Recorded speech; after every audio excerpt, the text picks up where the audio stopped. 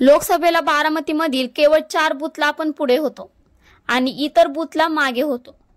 मात्र आता सगळ्या बूथला पुढे असून हे सगळे योगदान बारामतीकरांचे योगदान असून हे मी आयुष्यभर कधीच विसरू शकत नाही आणि त्यामुळे अजित पवारांनी बारामतीसारखा मतदार देशात सापडणार नाही असं म्हणत बारामतीकरांचे आभार मानले आणि त्यामुळे आता बारामतीकरांच्या दिलेल्या मतांमुळे विकासाच्या कामाचा बोजा माझ्या डोक्यावर पडला असल्याचं अजित पवारांनी सांगितलं।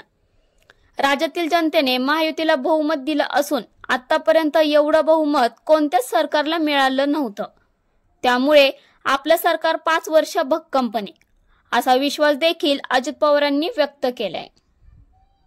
आपल्याला लोकसभेला मी उमेदवार जो दिलेला होता त्याला 4 बूथ मध्ये फक्त पुढे होतं, 384 बूथ मध्ये ते मागे होते आणि आता मी 4 बूथ मध्ये मागे येते, एकात 5 मतांनी, एकात 7 मतांनी, एकात काहीतरी असंच थोड्याफार मतांनी आणि 384 बूथ मध्ये पुढे आहे।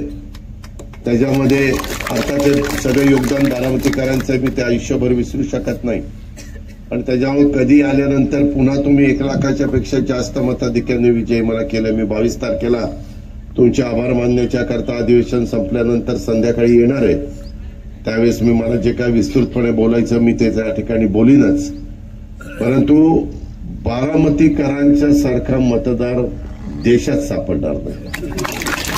आणि मला आत्ताच एक जण सांगत होता तुम्ही बहुतेक जण राहताय तिथं लोकसभेला मला 800 मतं कमी होती आणि आता विधानसभेला मला तिथं 1,500 मतं जास्त आहे, म्हणजे 5 महिन्यात काय बदल झाला कुणाला माहिती।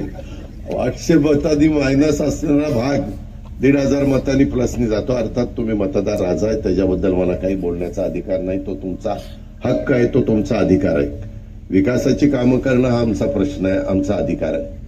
आज आता तुम्ही 5 वर्षाच्या करता जबाबदारी टाकली, स्थिर सरकार आहे, स्टेबल सरकार आहे। महाराष्ट्राच्या इतिहासामध्ये 288 पैकी 237 जागा सत्ताधारी पक्षाच्या कधी निवडून आलेल्या नव्हत्या।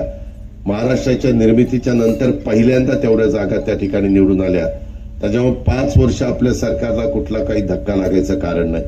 आता 5 वर्षाच्या करता माझं तरी मला 5 वर्षात फक्त 2.5 वर्ष कामाची मिळाली, त्यात पण करोना होता 1 वर्षाचा, 1.25 वर्षाचा,